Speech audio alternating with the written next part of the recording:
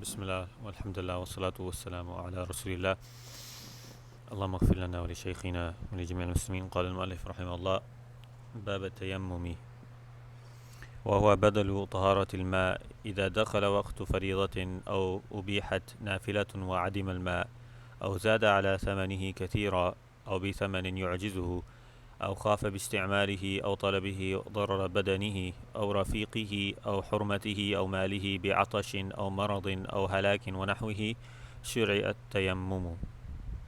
ومن وجد ماء يكفي بعض طهره تيمم بعد استعماله، ومن جرح تيمم له وغسل الباقي. ويجب طلب الماء في رحله وقربه وبدلالة، فإن نسي قدرته عليه وتيمم أعاد. وإن نوى بتيممه أحداثا أو نجاسة على بدنه تضره إزالتها، أو عدم ما يزيلها، أو خاف بردا، أو حبس في مصر فتيمم، أو عدم الماء والتراب صلى ولم يعد. ويجب التيمم بتراب طهور له غبار لم يغيره طاهر غيره.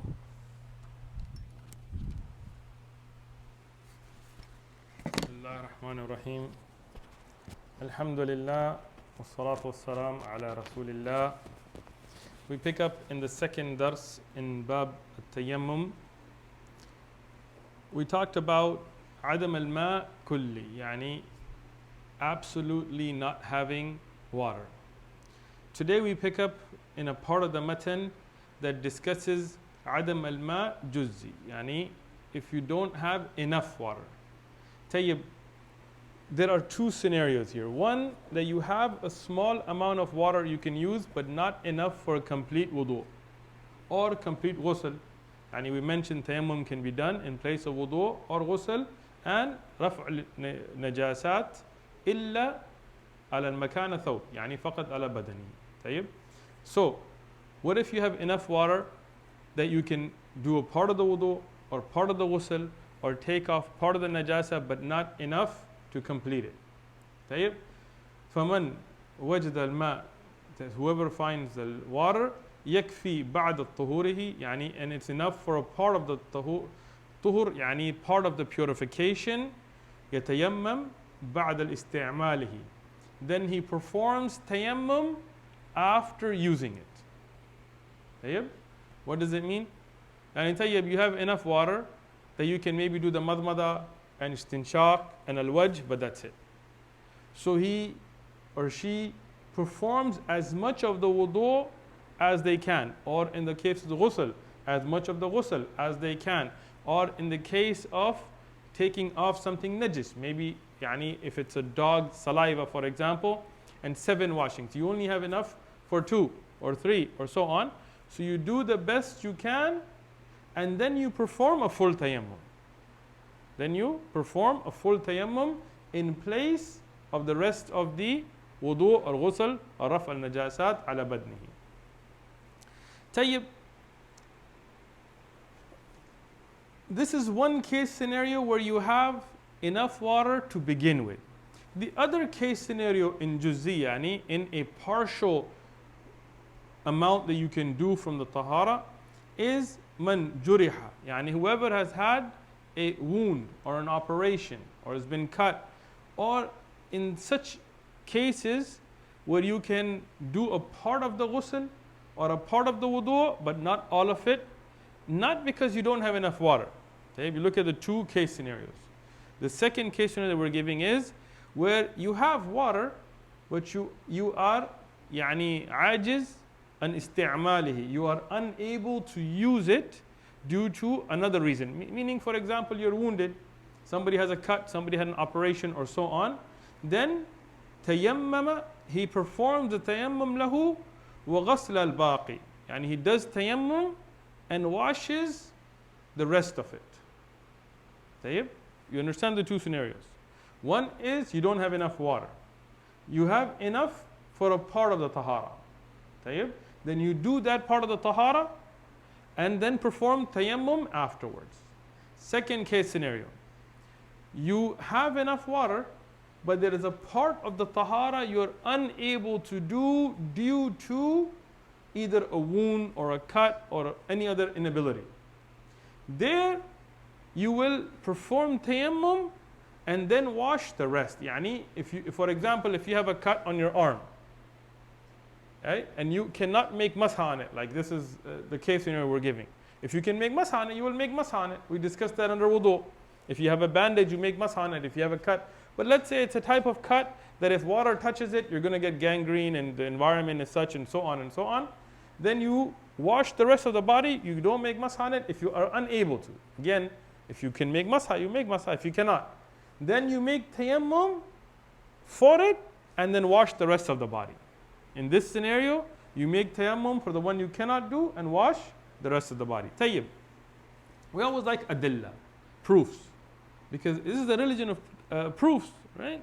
So what is the proof for this? The first proof is the hadith we've mentioned repeatedly, and this is reported by Abu Dawud, and it's a Hasan Rawaya, where Rasulullah sallallahu alaihi wasallam was informed about the Sahabi that had the cut on his head, and he needed to perform ghusl. So instead of making tayammum, when he asked the people who didn't have knowledge of this from the Sahaba, they didn't know. So they told him, you have to make ghusl. Ghusl is fard on you. So he performed ghusl and he died from it. Rasulullah sallallahu alaihi wasallam was upset. He said, qatalhu, they killed him. If they had only asked, if they didn't know, they should have asked the people of knowledge. What he should have done, ثم يمسح عليها, and he should have made masha on it, ويغسل سائر جسده, and then wash the rest of his body. Yani he should have made masha on the cut part. So what does that tell you? That now a part of it, masha is being made, and the rest of the body is washed. Tayyib. Now this is a dalil that you wash the rest of the body except what you are unable to. And this is not regarding tayammum in it of itself. This is a dalil to show that you can make masha on a part that needs to be washed and wash the rest. Tayyib, if you are unable to make masha on it, then this is where tayammum takes place of that tahara. The dalil for that, I mean, there are many. For example, the ayah of Quran, as ulama have mentioned from Surah Taghabun, فَاتَّقُوا اللَّهَ مَا اسْتَطَعْتُمْ. Yani, مَا اسْتَطَعْتُمْ, whatever you are able to from having taqwa, have taqwa of Allah subhanahu wa ta'ala as you are able to. And the hadith that is muttafaqun alayh, فَقَالَ صَلَّى اللَّهُ عَلَيْهِ وسلم, إِذَا أَمَرْتُمْ, if I give you an order, then do bil amr, do as much of it as you can, minhu, yani from it, ma stata'tum, yani whatever you have isti'dad for, do that much. From this, you have ijma' of ulama. From the ayah of Quran and the Sahih Hadith, you have the ijma' of the ulama that when you are unable to reach a part of tahara, then you wipe on it if you can. If not, you perform tayammum and then you wash the rest, as An-Nawawi and Ibn Qudama and others have reported this to be dun al-khilaf, yani no khilaf of ulama on this issue. Tayyib. We continue with وَتَجِبُ طَلَبَ الْمَاءِ. Then there is the obligation on the person to search for the water. رحله يعني والقربه ودلالته دلالة يعني من هو معهم وأمامهم وخلفهم كما قال البيوتي في الروض المربع. What is upon the person is to search for water. You cannot just say, like some people, they wake up and it's a cold morning and khalas, they say, you know what, I'm just going to make tayammum. Why? It's really cold. Say, but are you going to die from it? Are you going to get sick from it? No, I'm just freezing. No, you can't. You don't play with the religion of Allah subhanahu wa ta'ala. You cannot be in the parking lot of a place and there's a bathroom far inside the store and you're like, I don't see any water. You have to search for it. What is the dalil for that? Dalil, we go back to the Quran itself. فَلَمْ تَجِدُوا. If you do not find, that means you have to go and search. And the ahadith and stuff, all they lay down the foundation for this as well. But you have the ayah of Quran and ijma' of ulama. Now the question gets to be, how far do you have to search? Here we say urf. We cannot say 10 miles or 5 miles or 20 miles because first thing, there is no dalil in Sharia to set such a limit. Secondly, somebody who's able-bodied, works out, like Umar, mashallah, he can go and search 20 miles maybe and it's easy for him. Somebody like me who's lazy, right? Maybe that's difficult. Somebody who's disabled, now, how are they going to, if you set 20 miles, for example, somebody's disabled, how are they going to go 20 miles? Maybe it's a woman, maybe it's a child, maybe it's an old man, maybe it's somebody who's unable. So we cannot say that this much. Rather, we have to say to the best of your ability. Whatever you are able to do. So you look for the water as much as you can, in front of you, behind you, to the sides. You ask those that are with you. Yani, if you're traveling, those that are in your company, you ask them. Those that are close to you, ask people. You don't just go, I don't see any water. If there are people around, you can ask, hey, is there a bathroom around? Is there some water? I need to get some water. Maybe somebody will tell you, yeah, you know what? You got to walk a block, but there's a bathroom over there you can use. Okay. So you have to make an effort from those indications. Dalalat yani here, indicators.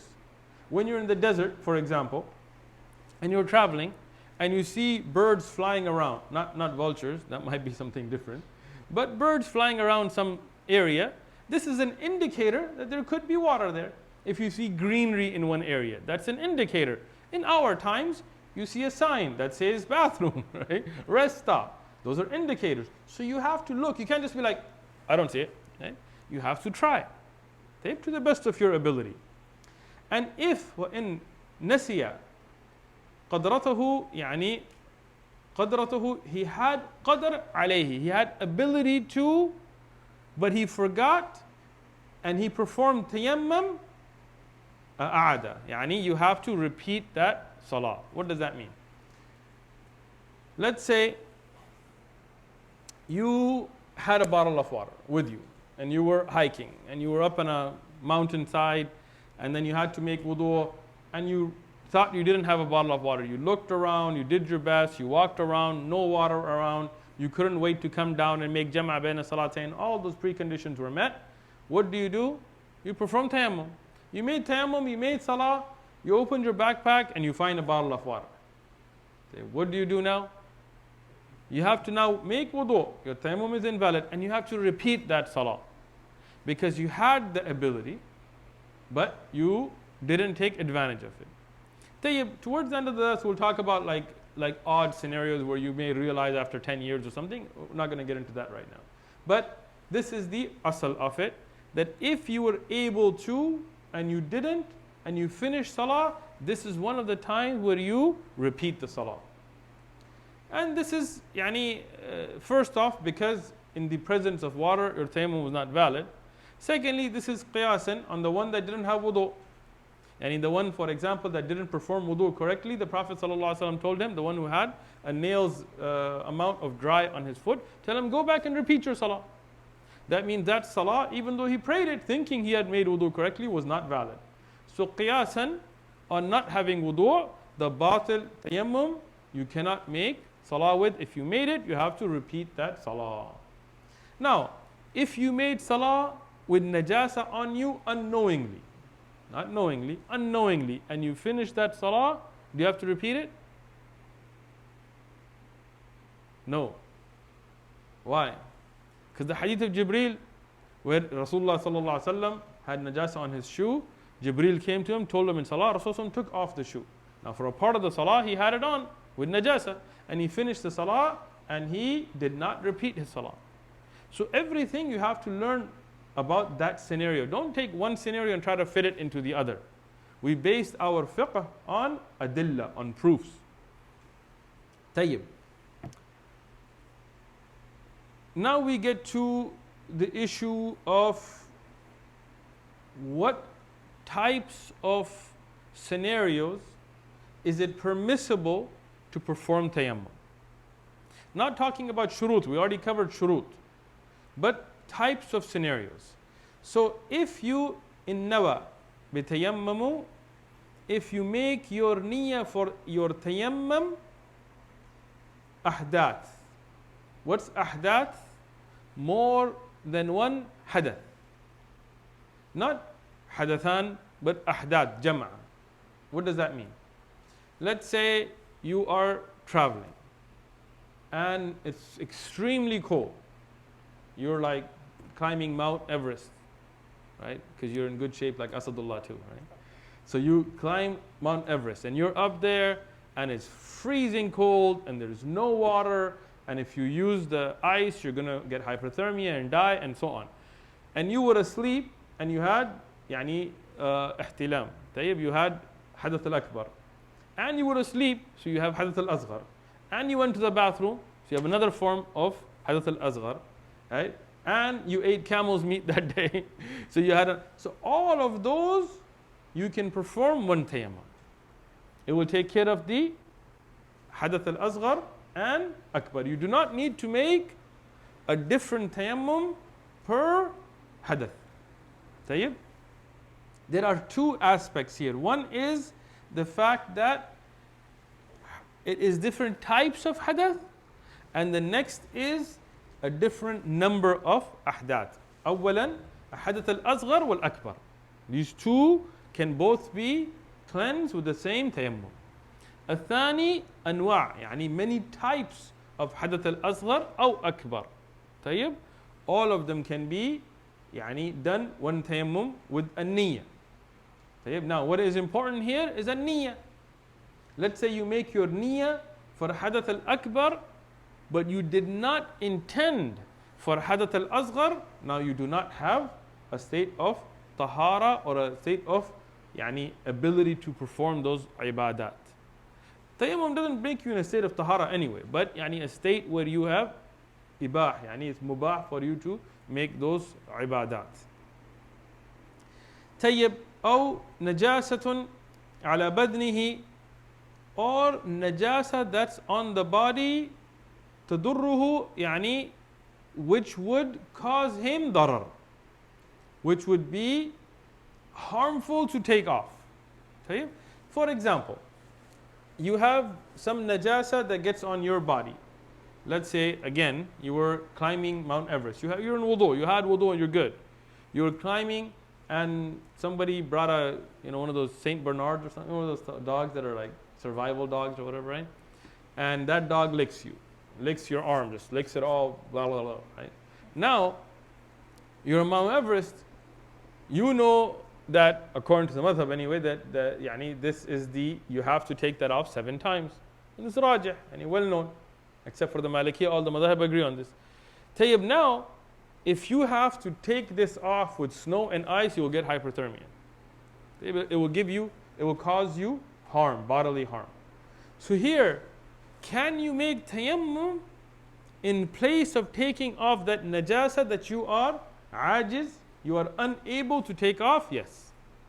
Tayyib. This is a second case scenario.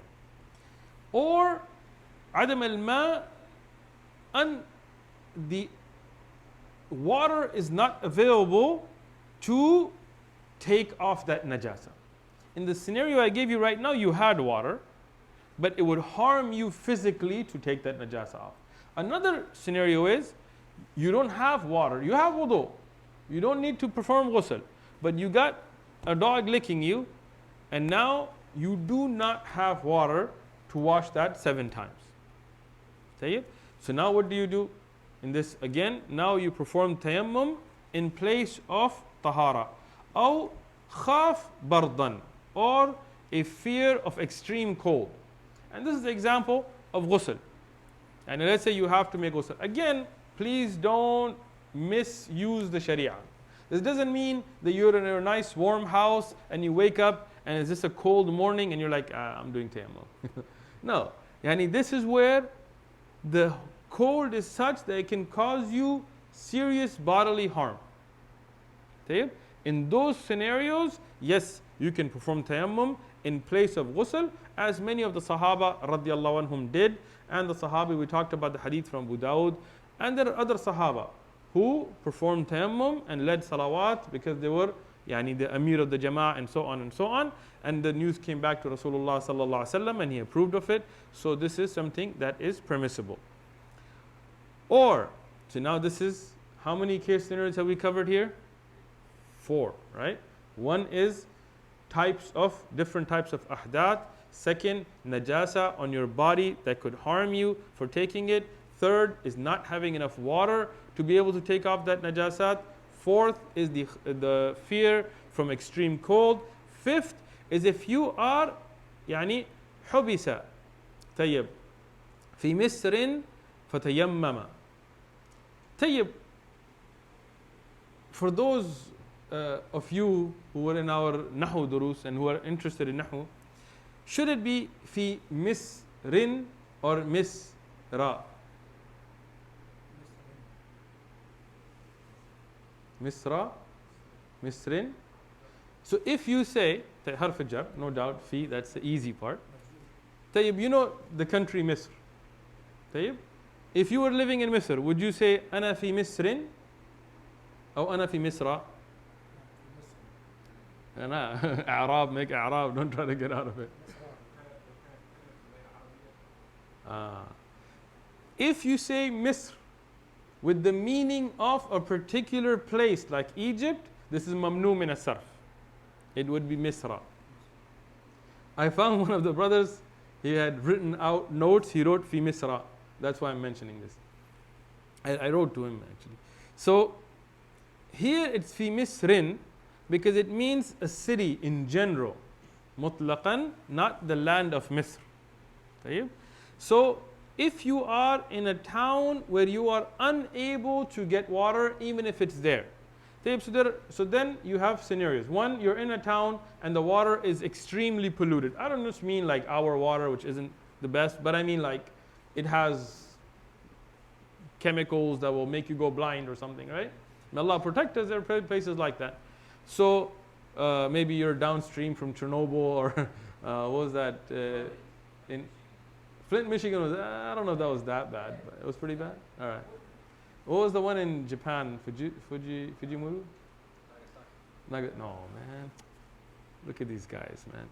All right, Miyazaki. So if you're there in Japan and there is a like they had the meltdown there, Fukushima, something like that. So, Fukushima? That's good enough. So in those areas where the water is really irradiated and so on, where it's really harmful, here you have water, but you're in a city that has such a situation, you perform tayammum. Don't drink it either. If it's glowing, tayammum. If you're in a city and there's a drought, that's another scenario. You have water, but only enough to drink because of a drought. Here you make tayammum. So in those scenarios also, you perform tayammum. أو عدم الماء والتراب فصل ولم يعد. Or in a scenario where you don't have water or turab. Let me give you an example. Let's say, may Allah protect us all, right? Let's say somebody mistakenly arrests you for something. And then they put you in what's called the SHU, secured housing unit, right? And they handcuff you. Right now, you're unable to get to water, and because you're in a confined area, you may be unable to even get to turab. So here you do the best you can. You put your hands on whatever is there, whatever dust is there. It may not be a lot. You do your best and you perform tayammum and you make that salah. In these case scenarios, you do not repeat the salah. What does that mean? Tayyib. Let's take him from 1 all the way to the 6 I believe that I mentioned, right? 6. 1, you made tayammum for many types of ahdath. That time salah finished, you didn't have water, you came to a new place and you found water now. Okay? Now you found water. Your tayammum is no longer valid. But now, do I need to repeat my salah? No. Because your tayammum was valid, your salah was valid, you don't need to repeat it. Tayyib, you had najasa on your body. You had no way to take it off. You had a open wound and it was going to get gangrene even if you touched it or made masah on it or so on and so on. You made tayammum in a valid way. You made your salah. You got to a doctor. He wrapped it up. Now you can make wudu and make masah on it. That's fine. Do you need to repeat that salah? No. All these scenarios, the answer is going to be no. All right? Tayyib.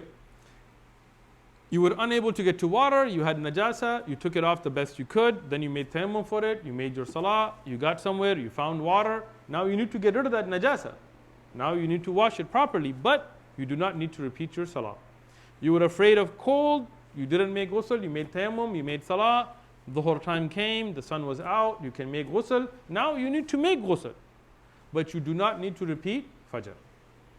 Tayyib, You were in a city, water was shut off, you couldn't make wudu, you made tayammum, you made salah, they opened up the tap, now you got water, your tayammum is no longer valid, you need to make wudu, you need to make ghusl, but you do not need to repeat your salah. You were in the shoe, handcuffed, you couldn't get out, you couldn't make tayammum, you made tayammum the best you could, you made your salah with isharat or whatever. And this is saying that you couldn't delay it to make jam'ah. If you could delay it, then you make jam'ah. So you wait till the last moment, but you were unable to, so you did it. Now they let you out. They're like, we're sorry, we thought you were somebody else. You fit the profile, you're free to go. Do you need to repeat that salah? No. Tayyib? This is all 6 of the scenarios. Tayyib. Al-Biyuti and other A'imma and Ulama in their shuruh did write that if you are in these situations, just pray your fard salah. Because this is a rukhsa, even though you can make tayammum for nawafil. We'll discuss that inshallah. But in these scenarios, you just pray your fard. This is not a time to then start making long raka'at and make nawafil, because this is not something that takes place of tahara. Can you make nafil with that tayammum? Yes. But the ulama say that, if you have that much time and ability, that's kind of a strange scenario, right? You should really be then trying to find water than just, kind of making tayammum your excuse. Fair. Next, we talk about what is wajib, what is obligatory for tayammum. Tayyib? We're not talking about the sifa of it yet, but yajibu tayammum, what can you use for tayammum? Tayyib? Next, after this, we're going to talk about what is fard in the process of tayammum. We're not talking about that. What can you use to perform tayammum?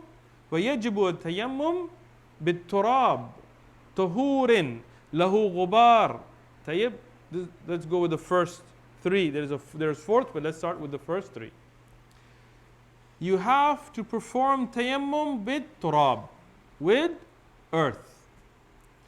Tahur, that is a purifier. Tayyib? وَلَهُ غُرَاب, and it has dust. Ghurab, dust. And again, here, between the different manuscripts of Za'ad, some of them have an addition of wording that it should not be burnt. And here, what is rajih, this is a student's note, this is not a part of the matan, and so on. But it should not be تغيره طاهر غيره. It should not have become tahir from tahur. Tayyib. So, 4 shurut for what you will use for tayammum. أولا turab, earth. Tayyib. What is the dalil for that? We go to the Quran in Surah Al-Ma'idah, in Surah Al-Nisa, where Allah subhanahu wa ta'ala has mentioned about tayammum. فَلَمْ تَجِدُوا مَاءً. What do you do? فَتَيَمَّمُوا سَعِيدًا. What? طَيِّبًا. سَعِيدًا.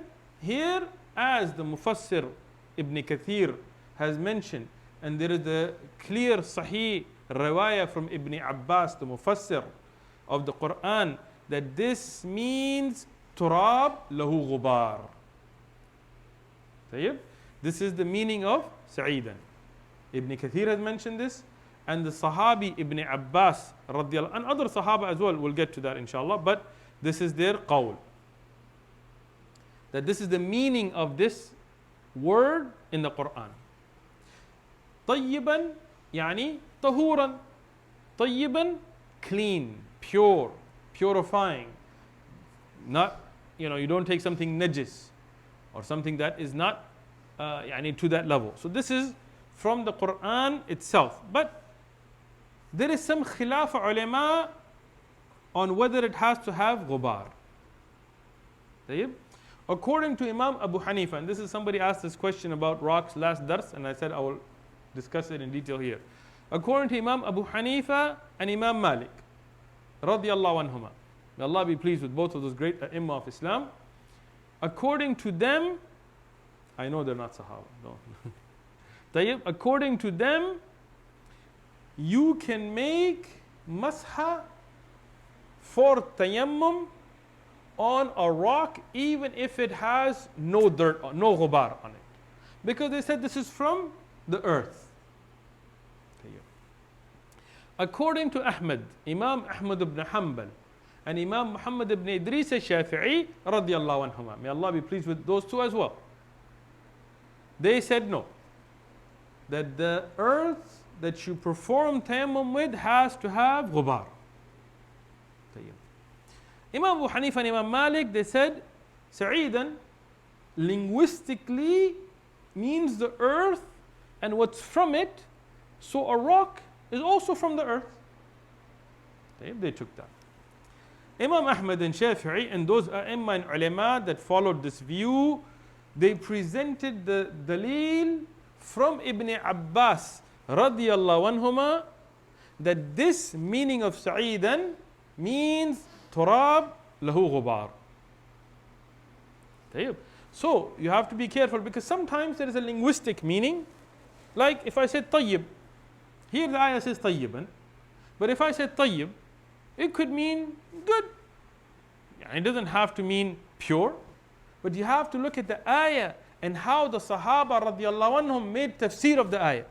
You cannot go to general linguistics when you have a clear sahih hadith from the mufassir of the Quran, Ibn Abbas radiallahu anhuma, about the ayah. Awalan. Secondly, if we look at the end of the ayah, amsahu biwujuhukum wa aydiyakum minhu. Minhu.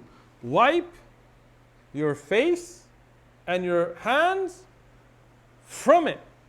Tayyib, if you touch something that has no ghubar, then what will you wipe your face? Are you going to pick up the rock and wipe your face with it? Minhu, linguistically, then doesn't make sense. Unless you're literally going to then pick up the rock and wipe the face. Nobody said that. If there is no ghubar, then again it's against the ayah. Next. Many adillah here. The hadith that is muttafaqun alayhi. The riwayah of Muslim mentions three things that Rasulullah mentioned about this ummah, but I will get to the part that is important for the point here. فقال صلى الله عليه وسلم جعلت تربتها لنا طهورا. Rasulullah said that Allah has made turba, the dust of it, the ghubar of it, turbat of it, yani of the earth, tahuran, for us, lana. So here this hadith clearly mentions not just anything from the earth, metal or rocks. No, the turba, that is what is being referred to. So from the Quran itself and its tafsir from Abdullah ibn Abbas radiyallahu anhuma, from this muttafaqun alayh hadith and so on, we find that it has to be something that has dust. A rock could be dusty. And if I go outside and look at the rocks right now and put my hand on them, there'll be ghubar on them. So you can use that, that's no problem. But if you get an onyx and you wash it nice, and this is discussed in the books of fiqh, onyx, which is a very smooth rock, and you wash it nice and clean, now there is no dust on it, can you make tayammum on it? Ahnaf and Malikiya said yes, but the adillah show that the qawl of the Shawafi and the Hanabila is correct, which is that you cannot. You have to have ghubar on it. Tayyib.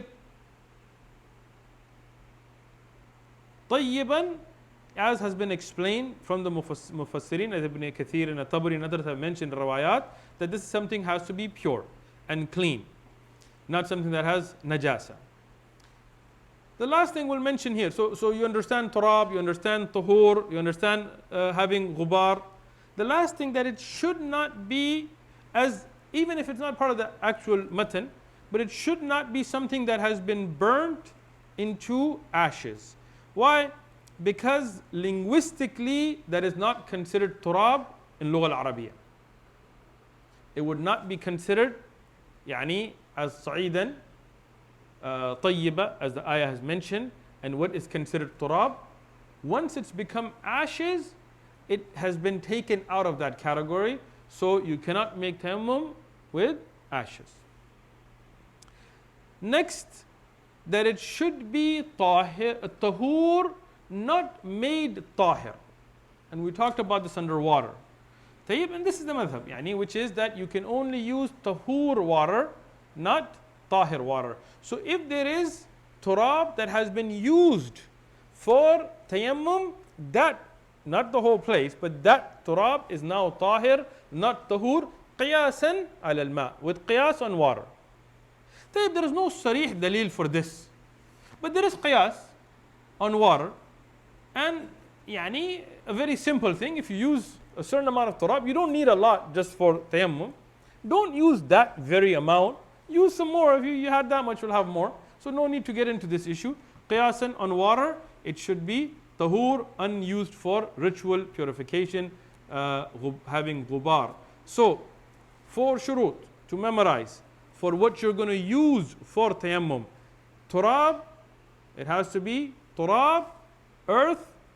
Tahur, it has to be pure and a purifier. Lahu ghubar, it has to have dust and has to not have been changed into tahir after having been used. And we'll stop there. Jazakumullahu khairan.